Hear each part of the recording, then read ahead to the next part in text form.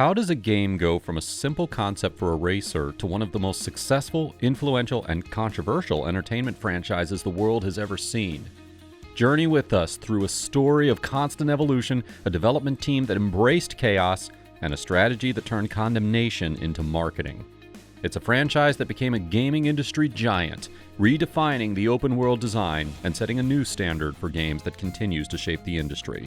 This is the story of GTA, Grand Theft Auto.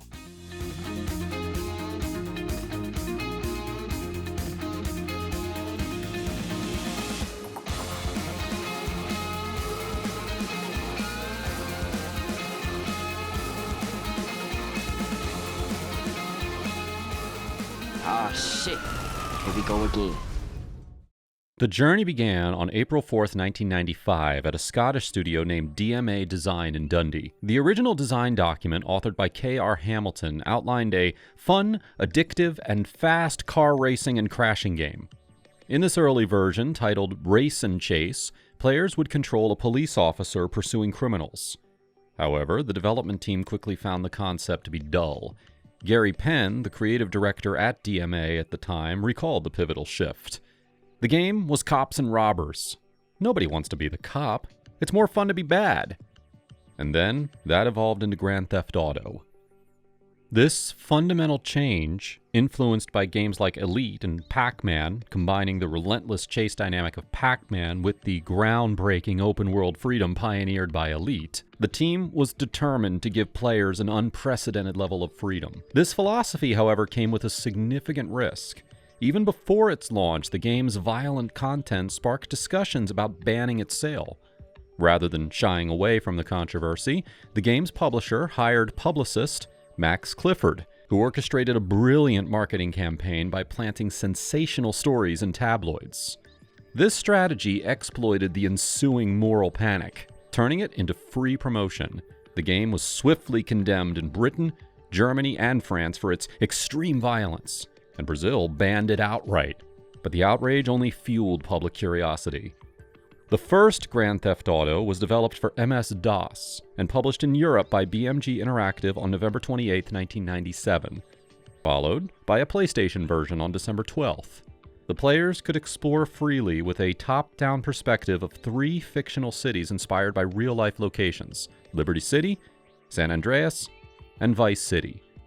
The objective was to earn a target number of points by completing missions for crime syndicates, though players were free to cause mayhem as they pleased. Reception was mixed. GameSpot's 1998 review praised the game's freedom and sound design, highlighting the innovative radio stations, but noted that the graphics looked a little plain. IGN, on the other hand, was far more critical, calling the graphics really quite shoddy, and lamenting the careless design. Despite the divided critical opinion, the controversy-fueled marketing paid off. By November of 1998, global shipments had surpassed 1 million units.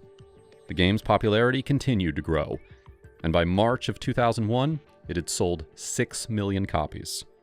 The success spawned 2 mission packs in 1999, London 1969 and London 1961, which required the original game to run. That same year, DMA Design released Grand Theft Auto 2, which featured FMV sequences written by a young Dan Houser, and was notably the only game in the series to receive a T rating from the ESRB. As the millennium turned, the landscape of the company and the franchise was about to undergo a big shift. In 1999, after a series of corporate acquisitions, Infogrames sold DMA Design to Take-Two Interactive. The developer was promptly renamed Rockstar North, a move that would solidify its identity and set the stage for its most ambitious project yet. The team had always wanted to move the series into 3D, and with the power of the upcoming PlayStation 2, they felt that a large, immersive 3D world was finally possible. Development for what would become Grand Theft Auto 3 began, initially as a tech demo on the Sega Dreamcast. However, after 4 months, the team shifted focus to the PlayStation 2. The goal was to transform the popular elements of the earlier games into a living, breathing 3D world. The development team, consisting of about 23 people at the Edinburgh studio, working closely with the publisher Rockstar Games in New York City, began using Criterion Games' renderware engine to build a new Liberty City. They wanted it to be a place you lived in. The scale of this ambition created immense technical hurdles. The team struggled to fit the sprawling city with its detailed animations, music, and environments into the PlayStation 2's 32 megabytes of RAM. Producer Dan Houser recalled that the game contained about 8,000 lines of recorded dialogue, a staggering amount for the time. The new Liberty City was a hybrid of generic American cities, drawing inspiration from New York, Chicago, Pittsburgh, and Detroit. It was broken into 3 distinct islands, representing industrial, commercial, and suburban areas, which would unlock as the player progressed through the story. This design choice was deliberate. The team wanted the players to start out feeling poor and then work to being richer. The game's protagonist, an unnamed, non-speaking criminal later known as Claude, was designed as a strong, silent killer, a deliberate contrast to the neurotic mobsters that he would encounter. The team decided to make him a silent protagonist partly to allow players to project their own identity onto him, and partly because of the immense development challenges that they were already facing. As development neared its conclusion in 2001, a real-world tragedy forced the team to make last-minute changes. The September 11th attacks occurred just weeks before the game's scheduled release. Rockstar delayed the launch by 3 weeks, citing the attacks as an influencing factor. In a statement on September 19, 2001, Rockstar Managing Director Terry Donovan explained, "We felt that a full content review of all of our titles was absolutely necessary. We have come across certain small contextual references that we were no longer comfortable with." Several modifications were made. The color scheme of the police cars, originally blue with white stripes resembling the NYPD, was changed to a generic black and white design.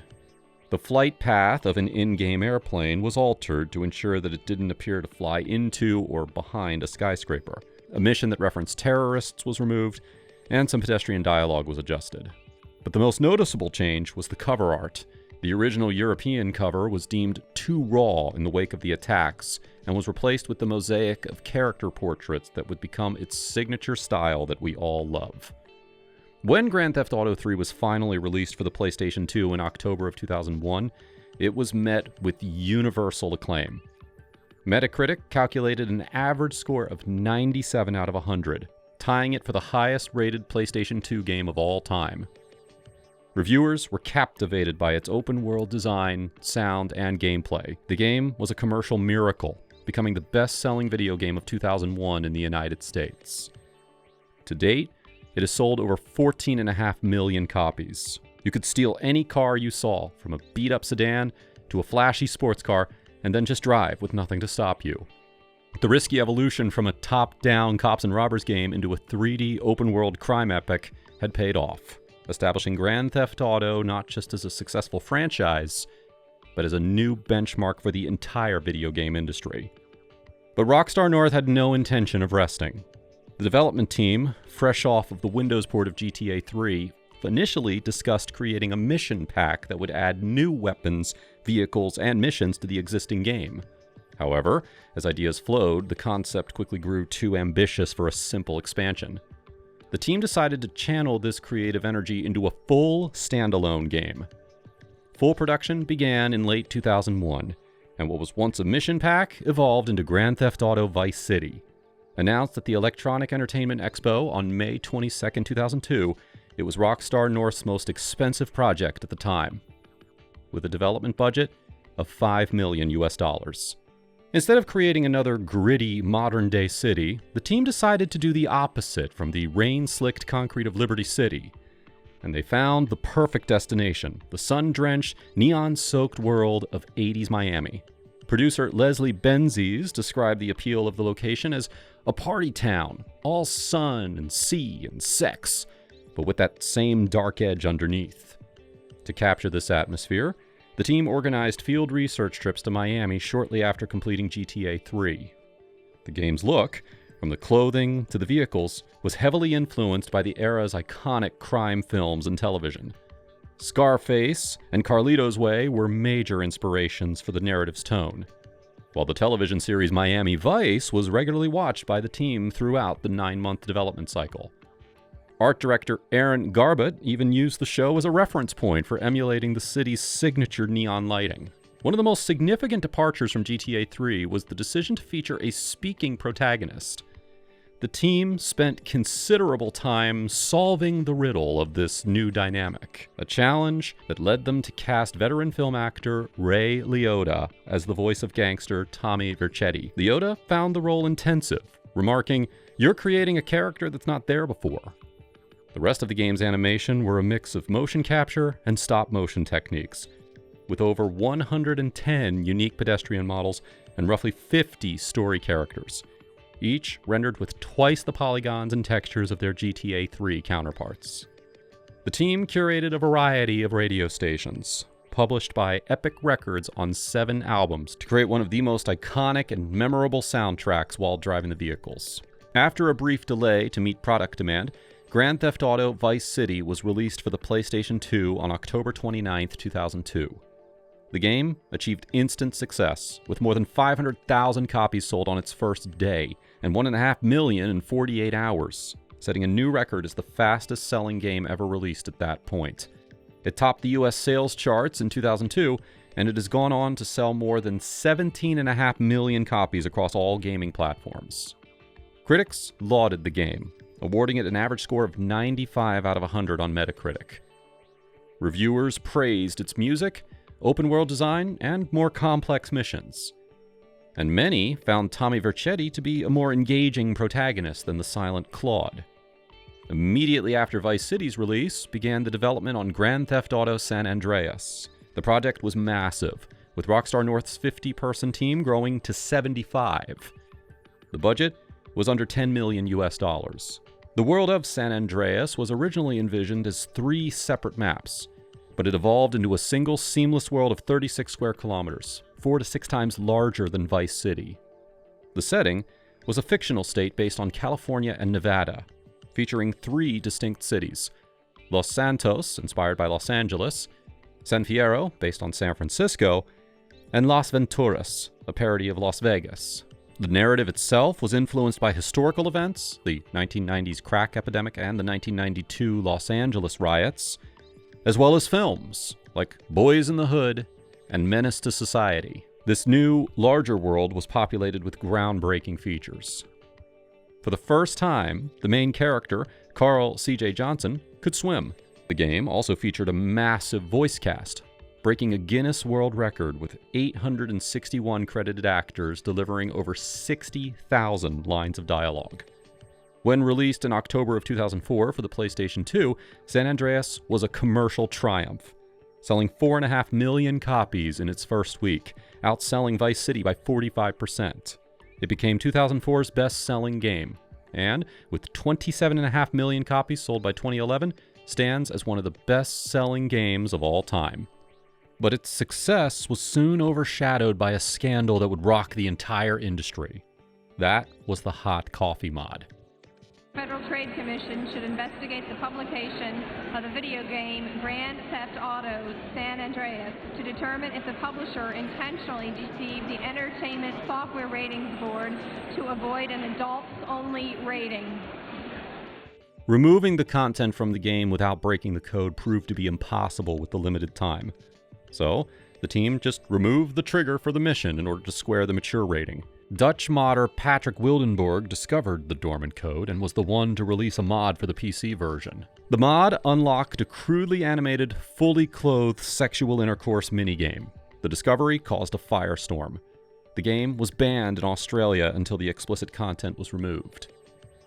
Rockstar and Take-Two faced a class action lawsuit alleging that they had misled customers, and the Federal Trade Commission issued a warning for failing to disclose the extent of the graphic content.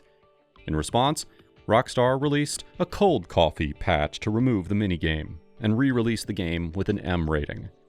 This period also saw the development of Grand Theft Auto Advance for the Game Boy Advance. The game returned players to the classic top-down perspective of the series, telling a new story set in a slightly altered Liberty City a year before the events of GTA 3. The franchise had reached its height in popularity. The hot coffee scandal was just one glimpse of a scene that had been growing since the release of Grand Theft Auto 3. Hobbyists had been developing custom vehicles, textures, and even new missions, sharing their creations on fan sites and internet forums. One of the most significant community-driven projects to emerge from this era was San Andreas Multiplayer, or SOMP. It provided a framework for users to create their own game modes, endless experiences not possible in the single-player game. Hundreds of people would role-play every day on vastly populated private servers, allowing players to do anything from stealing and chasing thieves to simply driving bus routes to earn in-game currency. Following the massive success of San Andreas, Rockstar took the series in a new direction by shrinking its worlds onto handhelds, creating 2 full-fledged prequels for the PlayStation Portable. In 2005, Liberty City Stories threw players back into the familiar gritty streets of Liberty City, but set in 1998, putting them in the shoes of mobster Tony Cipriani before the events of GTA 3.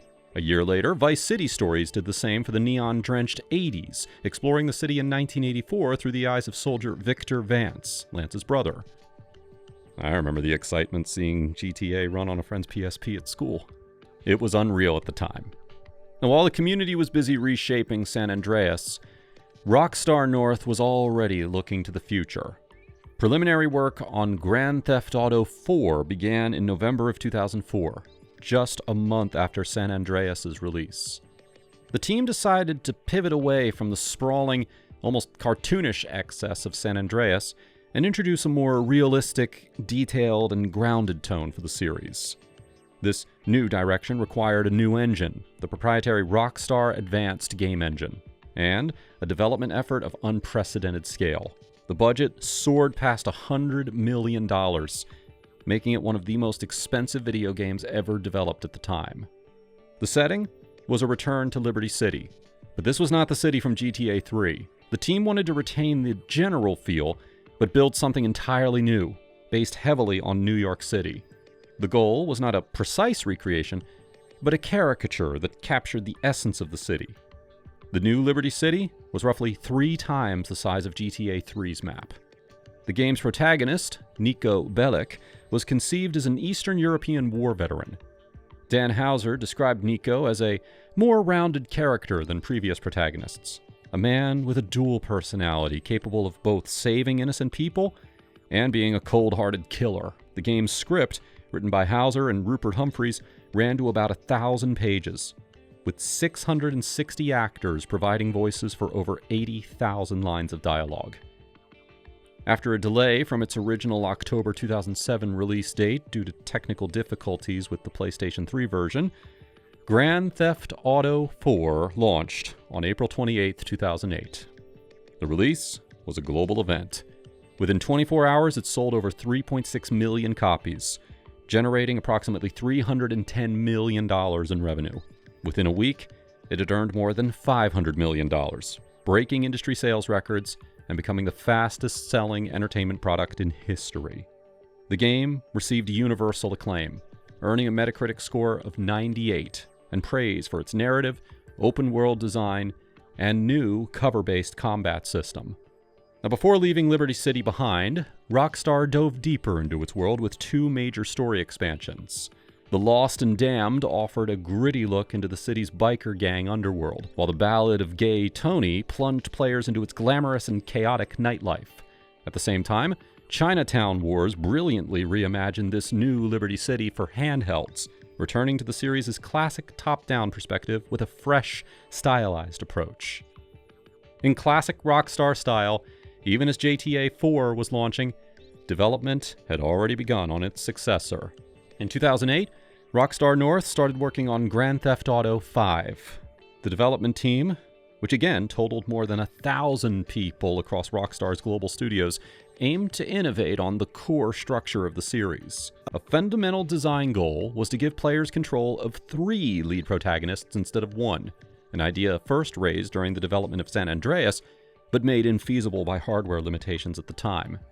The game was designed around these 3 characters: retired bank robber Michael DeSanta, street gangster Franklin Clinton, and the unhinged drug dealer Trevor Phillips. The open world was a return to Southern California, featuring the city of Los Santos and the surrounding countryside. The combined development and marketing budget was estimated to be more than $265 million, making it the most expensive game ever made at that time. Released on September 17, 2013, Grand Theft Auto V shattered every record set by its predecessor. It earned over $800 million in its first day and surpassed $1 billion in its first 3 days. Developed in tandem with the single-player mode was Grand Theft Auto Online, a separate, continually evolving multiplayer experience. Launched on October 1st, 2013, its initial release was plagued by widespread technical issues, including connection difficulties and players reporting that their character progress had disappeared. Despite its rocky start, GTA Online would become the key to the game's incredible longevity, receiving constant updates with new content, vehicles, and missions for over a decade. The enduring popularity of GTA 5 also fueled an increasingly sophisticated modding community. Projects like LCPDFR, Liberty City Police Department First Response, transformed the game into a complex law enforcement simulator, allowing players to take on the role of police officers. But the most significant mod was 5M, an alternative multiplayer client that allowed for dedicated servers with custom assets and scripts. In April of 2021, 5M saw a peak player count of 250,000 on Steam, surpassing that of the official Grand Theft Auto Online. In 2021, Rockstar attempted to bring San Andreas, Vice, and Liberty City to modern consoles with Grand Theft Auto: The Trilogy, the definitive edition. The release, however, was met with widespread backlash from the community, as many felt that the controversial new art style and countless bugs stripped the classic games of their original charm and atmosphere. After years of speculation and anticipation, Rockstar confirmed in 2022 that the development of the next Grand Theft Auto was well underway. Later that year, the company suffered one of the biggest leaks in video game history, with over 90 clips of early development footage appearing online. Rockstar confirmed the authenticity of the leak, but pressed forward. On December 4th, 2023, the first official trailer for Grand Theft Auto VI was released, revealing a return to Vice City in the fictional state of Leonida, and introducing a criminal duo, Lucia and Jason, as the protagonists. The trailer broke the record for most first-day views on a non-music YouTube video, with 93 million views in 24 hours.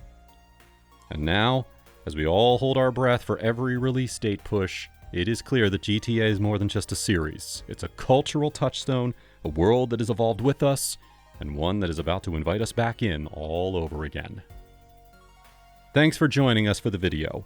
If you enjoyed it, you can like and subscribe.